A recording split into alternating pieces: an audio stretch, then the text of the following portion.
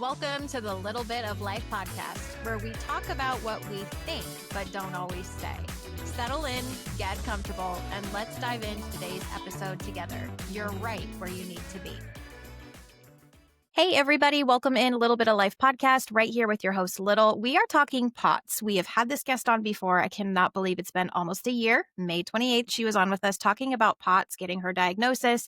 She has been going viral on TikTok with her whole entire experience from symptoms to feeling like she was crazy to diagnosis. And now we are in a new form and chapter of life. She is a mom. Courtney, it's good to see you. How are you? It's so good to see you. I'm so excited. I can't believe it's been a year. Time goes so fast.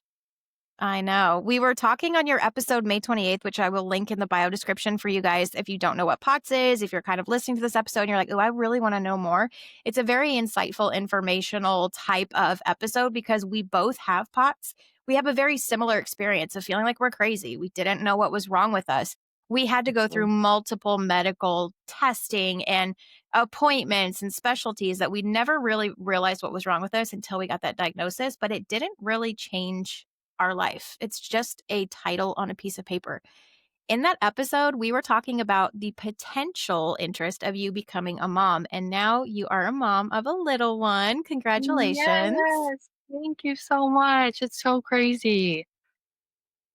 And I wanted to have you on to talk because there's not a lot of conversation about women that have been diagnosed with POTS, or maybe they haven't been diagnosed yet, but they have it. They're in that kind of weird transitional spot of like, is this what I have? Is this not what I have? So we wanted to do this episode to talk about how POTS affected you during pregnancy, how it was with childbirth and postpartum, because this is not something that's really talked about in the OB office whatsoever. Not at all. And, it's really hard. I even, would bring it up with my OB and they still weren't familiar, so it was really a learning experience. It's been a lot, during pregnancy, it was actually better. I think with the increased blood flow and some of the things that happened with pregnancy, I actually felt a little bit better. At the beginning, I was still fighting for, hey, I need to get IV fluids because I'm not feeling great. But, they're like, why? I don't know. I don't understand. So, I was finding the right doctors to help me through that. But, pregnancy was pretty good. Now we're transitioning to the postpartum phase and it's all coming back. All the symptoms are coming back with a vengeance. So it's a little bit tough. Yeah. Hmm. I think it's interesting because you stated that your doctor was not familiar, not really educated on POTS. It makes me wonder, how much is this diagnosis being kind of researched on their medical side? Was it kind of difficult for you to explain to your provider, to your OB, what POTS was? Because it's so similar for a lot of us, but we also have a lot of differences in our symptoms. Yeah, no, that's the thing. And then some days, I'd have different symptoms that I haven't had before. With her, seeing her, it was really tough. So I actually went to a maternal fetal medicine doctor who is more aware of what POTS is, thankfully. So I feel really lucky we have that right in town where I live. So he was really the one that got me through pregnancy, I would say. So, the OB was there to help.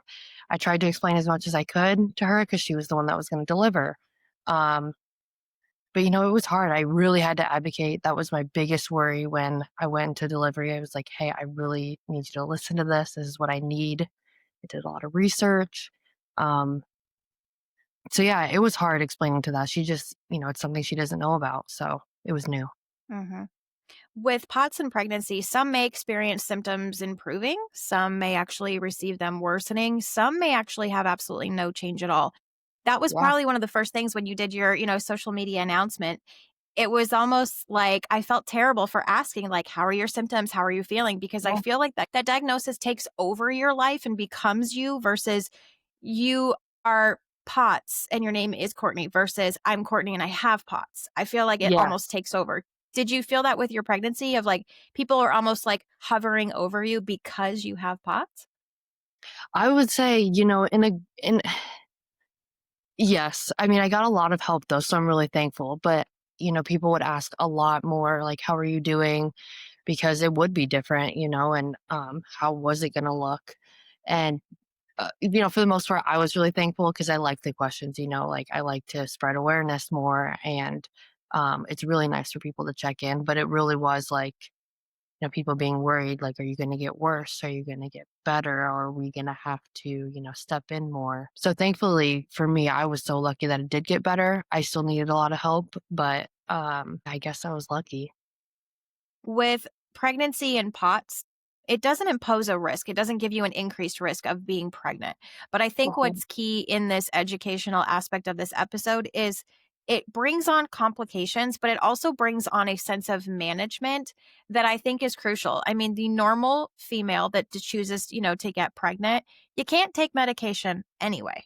But the issue is with POTS, you are maintaining is key the condition, sometimes with medication, that a lot of women realize you can't take that anymore. And that comes Oh, with a yeah. fear of risk of finally got in a spot where I'm managing this. Did you kind of feel that with like medications and you were kind of in this like I feel like you were kind of in this spot where you were getting it under control and then Yeah, you got pregnant? exactly. I felt, I was like, I finally got it under control. Having kids was something I was like, I'm gonna do this no matter what. Like, this is something I've always wanted, but I felt in a better spot. And then, yeah, I mean, obviously it happened pretty fast, but um, I did feel in a better spot. And then I had this overwhelming fear of like, oh my gosh, am I gonna go back to how I was? Or, what's gonna happen? How is that gonna look? And I still feel that way now, even like with postpartum, it's like, what is that gonna look like? I'm terrified almost every day of what's gonna happen. It Mm, changes day by day. mhm, But yeah, mhm. definitely. I mean, it's very scary. With having POTS during pregnancy, it does increase your heart rate, but it's something where that's not the only thing in management and fear and complications and everything in between. We are told with POTS, you have to have a very high increase in your salt intake. Mhm. But with that increase in salt, that can lead to complications during pregnancy.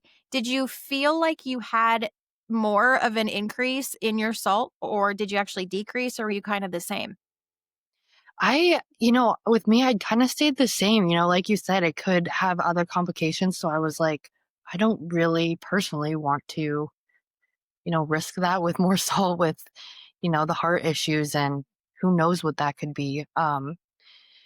My heart rate did jump tremendously just because, again, I think the increased blood flow. I think they say what you get like 50% more um, blood supply. So yeah, my heart rate Mhm, was through the roof and adding salt, more salt than I already was, I was like, "I don't know about that." But I did increase, like, my fluid intake, lots and lots of water, and again, getting, like, IVs just to, stay as stable as possible, but, mhm. yeah, you just don't know. So you kinda have to take it day by day. For the IV, that's a form of treatment and management, obviously with POTS, but it's also a form of increasing that fluid level with pregnancy. Yeah. Was this something that you just did as needed for those that are listening and may think like maybe this is best for me? Was it something that your doctor kind of had you on like a regimented schedule for them? Yeah, honestly, like, before I wanted to get them more frequently because when I get the IV fluids, I always feel better. But my doctor was like, we don't want you to rely on that. That's not something that we want you to continue, do it as needed. But, my first trimester, I had a lot of nausea. I would get really sick. So I needed that. I couldn't keep anything down. Weight loss was happening when it should be increasing during pregnancy. So I got them twice a week just for the first trimester, just to try and push through because I really needed that. But now, unfortunately, I'm not getting them as much. I know there's like a shortage right now of fluids. So, Hmm. they're really strict on who can get them. And um, yeah, so I wish I could more, but something I'm trying not to rely on.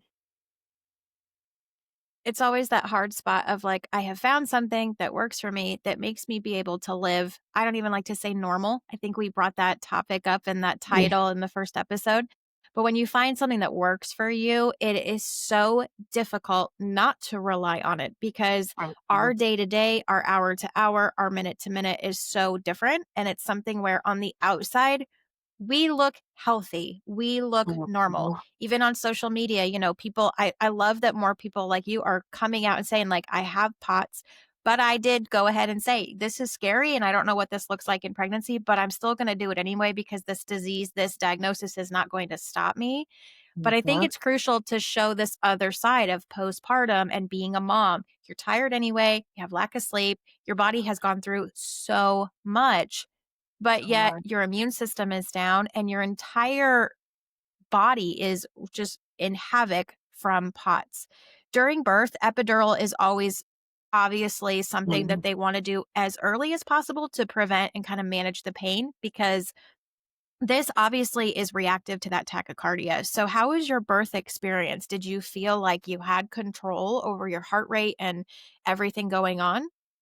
So, yeah, it was a bit crazy, with I told them straight off the bat when I got there, I have POTS. I'm very concerned about, the epidural. It can tank my blood pressure, it's kind of proven to do that. So they were very receptive to that. I ended up having to do a C-section just because again of my heart rate and some of the things that were going on with the baby, but epidural was part of the C-section. So, thankfully I had the best anesthesiologist. She was like, I know what POTS is. Here's some things we're gonna do. Extra fluids, and I'll do an epidural versus like a spinal block because she thought maybe that would be better. So that was the thing I was most scared about was the epidural. But I was like, I'm getting it regardless because I'm scared of what else might happen pain wise.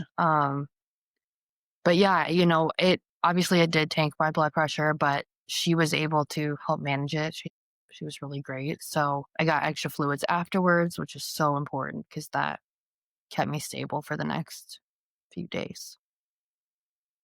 The key for those that are listening, and we talked about this in our first episode, it is having the right team in your corner. It takes so long. For me, it took 2.5 years. You have to get those right doctors in your corner. You have to get those that are educated. But also, if they're not educated, they want to educate alongside you. I think that's crucial. So Mhm. if you're listening and, maybe you have an OB that like Courtney had, she's not familiar or he's not familiar. It's okay to still self advocate, not only now for you, but for your child, because you guys are bonded. You guys are going through this together. And it's important to speak up. It's okay if doctors are not truly educated on this, but it's okay to self advocate. It brings me to the question of the hospital bag. So many people are probably like, why is she asking this?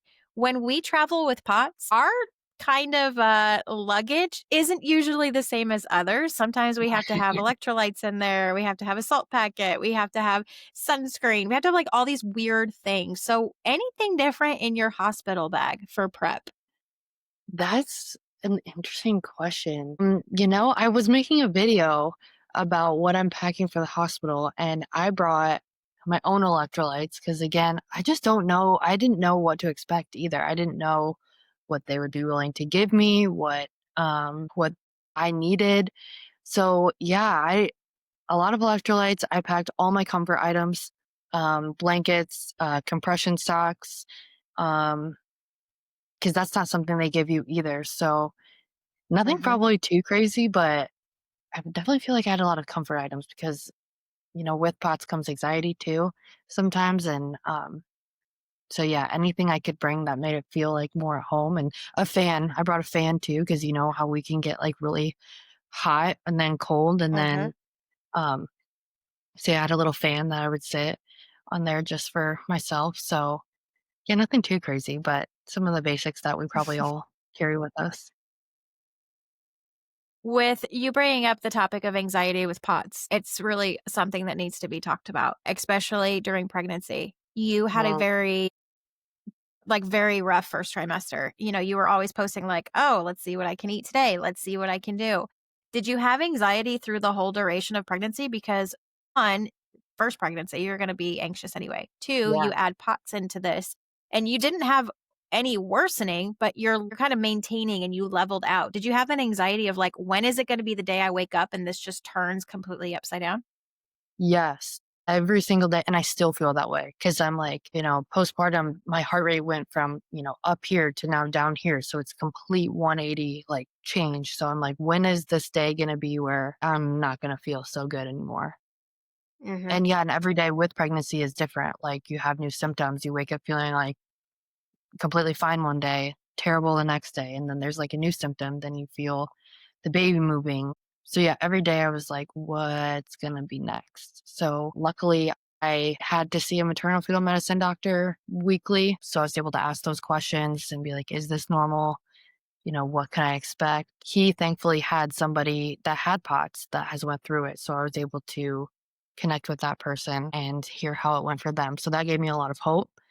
It went well for them, and they were able to kind of help me and support me. So I was lucky in that way, but always Mhm. reaching out to different resources is nice. Yeah. With POTS, it is known to have a genetic component to it. So that obviously brings on some anxiety because you don't know if you're carrying that genetic component that is in turn going to go to your child. Is that something educational wise, like your fetal medicine was able to discuss with you, your now, child's pediatrician, or is this something that we're still figuring out? Yeah, they both, the pediatrician and maternal fetal medicine doctor, they don't know. So yeah, something we're still figuring out. It was always a fear of mine, but I was like, I've been through it. So if that's something that is passed on, then, I can help them through it. Um, I ended up having a boy, so I know, a lot more females have POTS, but it's, Uh-huh. male and female. So it's very possible. And it does worry me, and it always made me sad because it's like I don't want them to go through that, but I figure, having a life and me being able to help them through it might be better than not. So, yeah, something we're gonna have to figure out and see. Yeah. Well, with postpartum, it comes with, little things of your body is just recovering, especially from you having a C-section that's very traumatic. Your body kind of goes into this high, it wants to heal itself. And then you put pots Mhm. into it, lack of sleep, simple activities of just getting up, taking a shower, taking care of your child, holding your child. A lot of people don't realize with POTS, we have balance concerns. We have a fear and anxiety of a balance of, we don't know we're gonna have that almost like blackout period. Like, we know we're standing, we think we're gonna fall, we're not sure, but we don't know that until we're in it. So what has your postpartum symptoms kind of been like right now with, managing being a mom, first time mom, which is so Mhm. exciting, but also you're managing POTS and like you said, your heart rate's going higher and lower, your symptoms are kind of coming and going. I feel like your body's trying to regress back into, "Oh, yeah, we didn't realize we had POTS, but now we do." So what symptoms are Yeah. you having postpartum? Yeah, no, definitely. A lot of it is the dizziness and like you said, the balance thing. So like for example, my son really likes to be like walked around and held and I'm like, I can't do that. So there's times where he cries and I'm like, I can't stand up with you, buddy. Like I would feel better if I sat down and kind of, rocked. So it's things like that, like, maybe the average person wouldn't think about, but I'm like, I can't do it. So Mhm. thankfully I have my husband to help out and family to help, but dizziness is a huge one and I get really worried holding him sometimes. So I have to sit and hold him. Yeah, the high heart rate, the dehydration has been coming back. So all that fluid I was retaining and holding is now kind of coming and going. So yeah, things like that. And then being extremely tired, we're tired anyways, more than, normal. So put on, like, lack of sleep and maybe 2 hours of sleep sometimes. It's kind of a disaster. That spikes the anxiety for sure. We talk about mental health on the podcast. It's something that always seems to kind of find its way and sneak its way into every episode. We talked about mental health and the diagnosis in your episode back in May.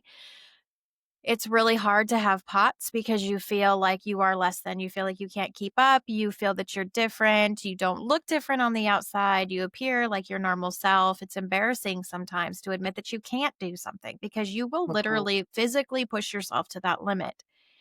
Add in postpartum. Postpartum depression is something that affects so many women, and it's something that a lot of women don't feel comfortable talking about with their friends, their family, their partners, their spouses, even their OB. With this kind of coming into play with postpartum and POTS, has this affected your mental health? Like, just hearing you discuss, like, my son loves to be carried around and walked around. Is that something that you kind of had to deal with and kind of process deep within of like, I can't do this as a mom. Mhm. Is that something that's kind of affected your mental health with POTS? Oh, yeah, definitely. I mean, even thinking about before I was gonna get pregnant, I was like, there are limitations, and I had to talk through it with my husband to just be like, there's going to be days where I just can't do it. So what are we going to do then? We figured out a plan as much as possible, and you can plan all you want, but sometimes it still doesn't go according to plan. Mhm. But yeah, the anxiety, I've stayed on my anxiety medicine throughout the whole time, which has really been helpful. And I think it's super important because my doctors did say it was safe. So yeah, I get anxiety in everything I do. And, thinking about when he's going to be running around as a toddler, I'm like, well, I may not be able to keep up. Um, right now it's easy because I can do a lot of things sitting down, but in the future, it does stress me out, and I'm worried what's that going to look like. Um, but yeah, thankfully, again, I have family and friends that are super supportive, and it is embarrassing, like you said. Like sometimes I'm like, just I can't stand up and walk around with him right now, or I need a Mhm. minute, or I feel like I'm not doing motherly things because I just can't. So it's hard, and it makes you sad, but that's just part of how my life goes right now. So I kind of have to accept it, and I'm working on accepting it. Mhm. We get a lot of anxiety. I always say we're like the human barometers because we usually don't do well with heat. We also often don't do very well with like super cold weather for, our body Mhm. our body is not working. Our mind is there, but our body is not catching up, which brings me Yes. to the question, you're going to be a new mom. We're going into summer. It's coming and heat is the absolute worst for us. Is that Uh, bringing a sense of anxiety too? Because you're seeing your child grow up, you're being a mom, they're going to start progressing in, oh, they're sleeping through the night. They're awake more during the day. And like that as a toddler, they want to be outside. They want to do this. yeah. Physically, like summer is the worst for me. It is the worst time. I cannot regulate myself. Anything Yeah. preparing wise for the summer because it's coming. Oh, it's so funny you say that. I was just talking about it yesterday, and I was like, summer is coming, and everyone's, in general, looking forward to summer, but it stresses Hmm. me out because of the heat. I'm like, I don't like the winter, like you said, because we just don't function well in the cold. But also the summer, I think, is even worse. And like, I do get anxiety with it coming up because I'm like, well, I feel like I'm missing out if everyone's outside doing this and that and being social. But I need to sit in the air conditioning. And Yeah. yeah, I just feel like I'm missing out. And also, it's just not good. I mean, overall, I don't do as well. So it is coming.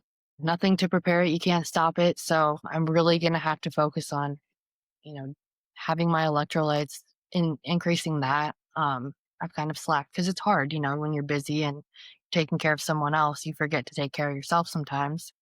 So I just really need to make that a priority. So that's my thinking and planning. Nothing crazy, but I'm like, it's coming, ready or not. Hmm. I think it's interesting you say, like, I've been slacking because I'm busy. Or I kind of went through this almost I guess I was just ignoring myself because I was like, "Oh, I Mhm. don't need that. Like, I can do this on my own. I didn't need it Yes. yesterday. I feel fine today. I don't need it." I think it's almost this denial period of we just feel like we've kind of got it figured out. For those Yeah. that are listening, there is no cure for POTS. It is just considered a manageable autoimmune. Uh, it's something where when you say autoimmune disorder, so many people just think, "Oh, we'll just take a pill." And like you just cover all the bases. POTS is something that is so new. It is actually starting to really increase with the number of people being diagnosed post COVID.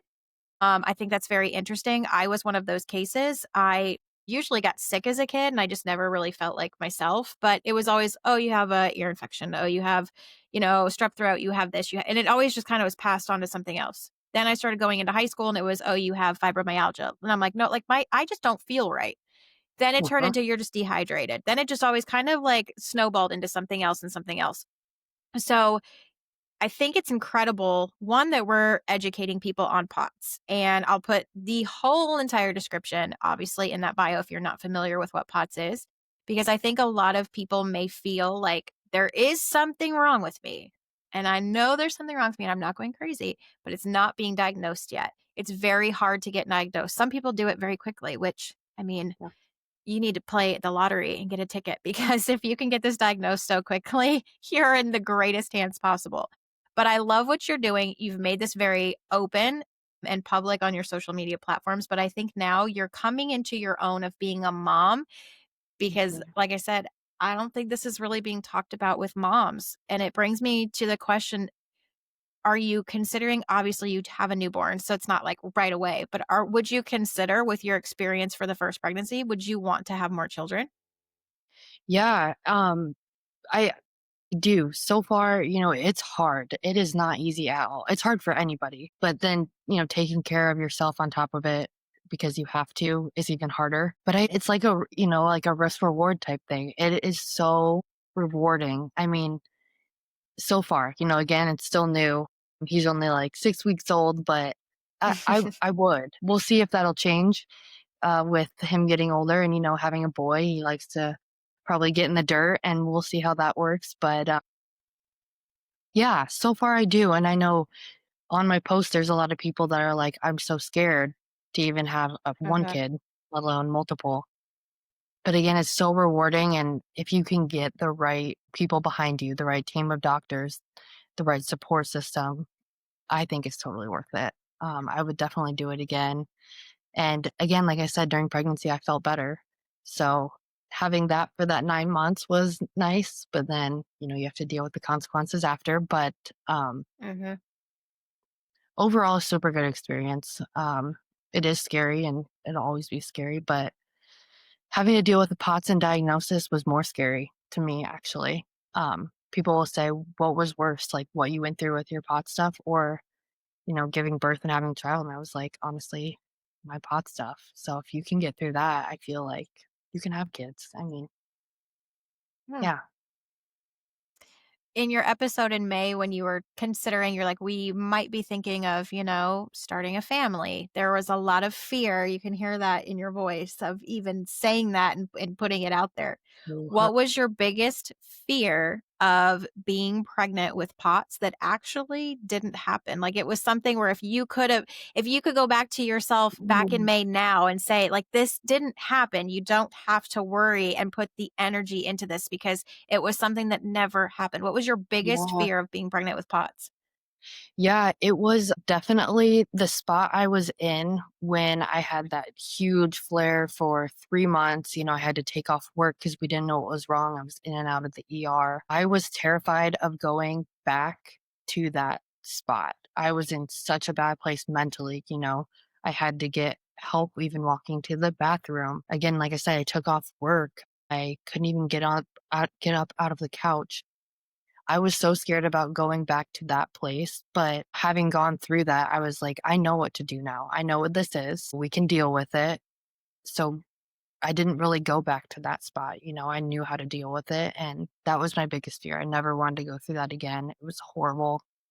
So yeah, again, feeling better during pregnancy too definitely helped. But I was so worried that I was just going to get worse instead of better or at least maintain. But it ended up working out because we know what this is. Now that we got a diagnosis, we can do what we can. It'll never be perfect, but gotten through it before and can do it again. So that was definitely my biggest fear, but ended up turning out okay.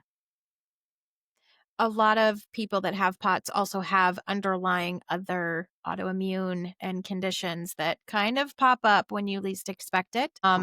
And it's something where with pregnancy, your body changes so drastically and you will never be the same. Is that something that you also fear that there might be something that also kind of tags along with POTS that not only could affect you, but also growing your family even more in the future? Like if you have a little girl, it's something that you could give to your daughter. Do you feel like in the future, you're prepared for not only to explain POTS, but also if an underlying condition also comes up that you're able to tackle that too?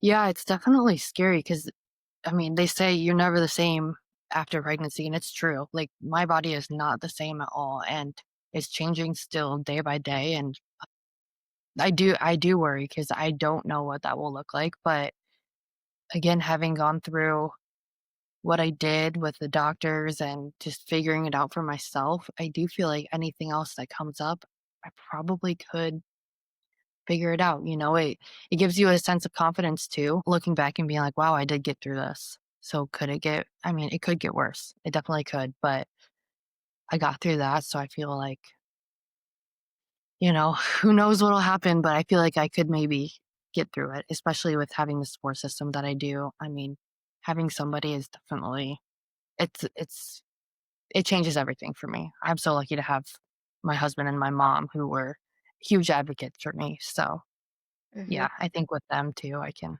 definitely do it.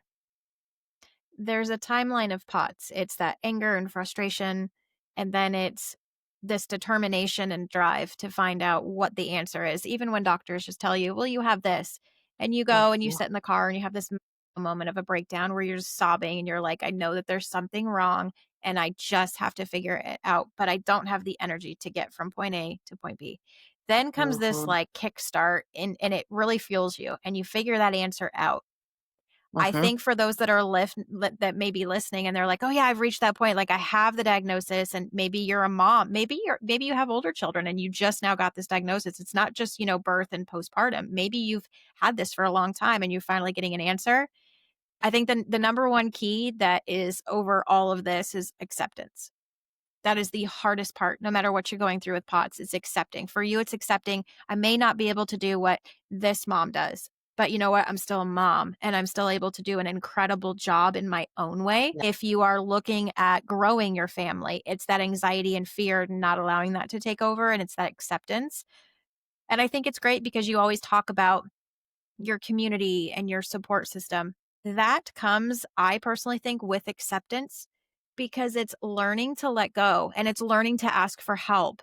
But it's also learning to have those hard conversations by yourself in private. And I'm talking about, you all know the shower crying, the ugly cry in your car, you're sitting at the grocery store because you physically can't get out of your car to go in and just pick up, any little thing, but it's learning how to have those hard conversations in your support system so that they don't feel that pressure and guilt of help stepping in and helping you. And you have that ability to have that positive community. How do you have those mhm, hard conversations with your husband now being a mom? Because you want to take that role on. Like you've owned it. You've grown a human being for 9 months, which is amazing. mhm, How do you mhm. have that conversation with, like, let's say your husband if you're not feeling good? Does that also come with mental health involved? Well, yeah, and I mean, as positive as I always try to be about it, it's a constant battle every day of like, I see these other moms, they're out, walking in their strollers and doing this and that and helping their growth with their babies. And I'm like, again, I can't do that. But yeah, having those conversations, it's hard because I feel like I'm letting people down too. I hate asking for help. Asking for help is always really hard. I'm like, I can do this. I grew a baby. Why can't I do this? But sometimes I can't. Sometimes you need a break. You just can't do it. So, it's kind of being like, hey, as good as I've been doing, this is just a reminder that I need a break, or hey, I need some help, or hey, I know I look fine and I've been doing well. I actually don't feel good today. So it's just like gentle reminders too, which are hard because again, I don't like to ask for help. I'm more of I want to do it all myself. So yeah, but he's really receptive to that and he always knows when I say something, it's like, oh, okay, so we need to figure something out. Because I will kind of push myself till it's probably too late. Maybe I should give myself a little Mhm. more grace and more help, but it's kind of just who I am. So sometimes I just kind of deal with the consequences on that. But yeah, it is hard. It's just gentle reminders here and there, like, hey, I can't do this today or I need help. So it's hard to Mhm. accept, but gotta ask for help sometimes.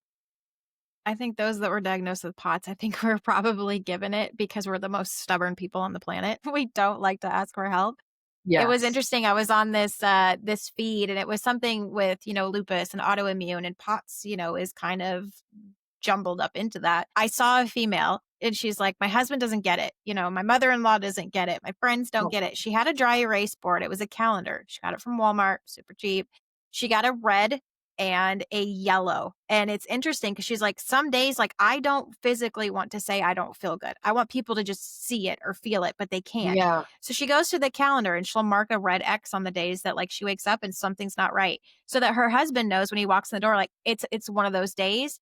We don't have to feel that we're doing something wrong or we feel like less than because he knows. He's like, when I come in and I see that red check mark, I know it's that kind of day.